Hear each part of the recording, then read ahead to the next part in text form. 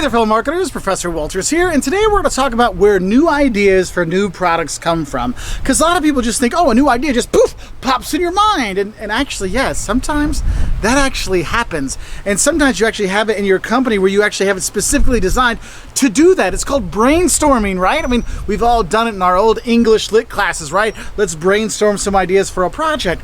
Well, companies will do that too. They will brainstorm for ideas for new products. So you can get it that way. The idea though is if you're going to use that as a way to come up with new products, you got to make sure you give people the time and the energy and the money and the support to brainstorm and come up with other ideas, okay? And so that could be one of those things. Hey, it just poofs, pops in our brain. We have that.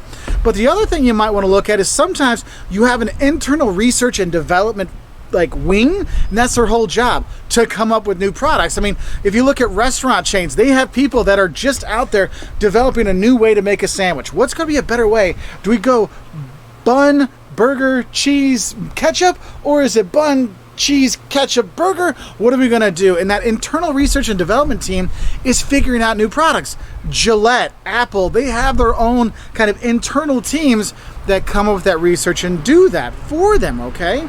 Now, sometimes though, we might actually not have it within our own company or just in our own company. We might have what's called a consortium or a research and development consortium or a research and development group, that actually a group of people come together to come up with a lot of different ideas. It's kind of like when you hear about a writer's room for a movie series. Like, oh, they've got like 10 or 12 writers together to come up with a bunch of new ideas for new Transformers movies or new Star Wars movies or new Marvel movies, right? So it's this big group that's coming in just throwing out ideas. And yes, some will work with our business for our Marvel movies, and some may work for Pixar, and some may work for this.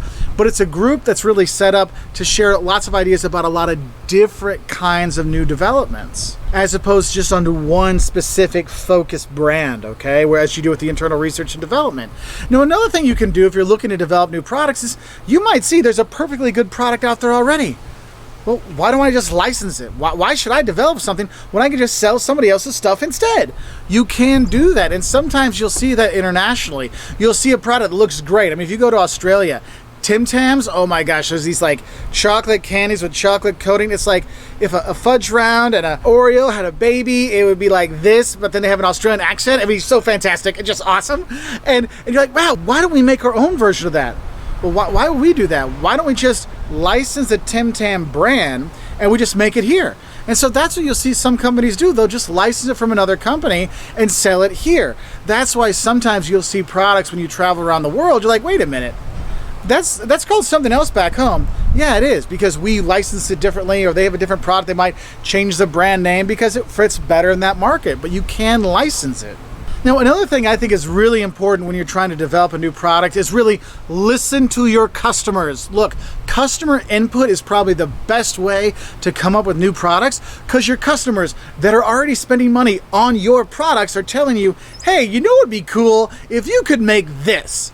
Well, don't you think it's going to be a better chance it's going to be a success if you make exactly what they ask for? Yes, you can get ideas from them. That's why it's so important in marketing to listen to the needs and wants of your customers, because then you can deliver products and services that they need, that they want, and that's going to be a perfect new product to develop, okay? And then the last one I want to talk about is how you can actually look at your competitors, and your competitors' products can give you ideas. If you look at airlines, you know, the Deltas, Americans, and Uniteds, they all came out with these basic economy fares because they learned from their Spirit, Southwest, Allegiant competition, having those dirt cheap prices. People are willing to pay a really cheap flight for getting nothing special. Hey, we could come up with that product ourselves, huh? We could do that. Hey, how many burger places have you been to that have their own version of the Big Mac? Right? You learn from that. Hey, that's actually kind of a good idea. Look at all the smartphones out there. Doesn't it feel like, well, all the smartphones kind of make you feel like it's just an iPhone kind of clone? Yeah, because they were inspired by their competition.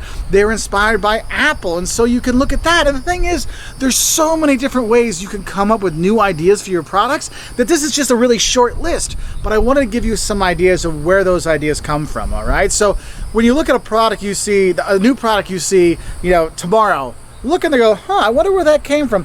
Where did those gluten-free Rice Krispies come from? Was it they saw the competition had gluten-free Cheerios? Was it because their people, their customers were asking for it? Is it because they were trying to think of what's a new Rice Krispie we could have? Hey, there's a lot of different ways those new products can come about. So I hope this helps you know a few of the ways that new products do pop up in the world. If you want to learn more, we got more videos to help you out learning about new kinds of ways you can do new product development. Anyway, I wish you all the best and bye.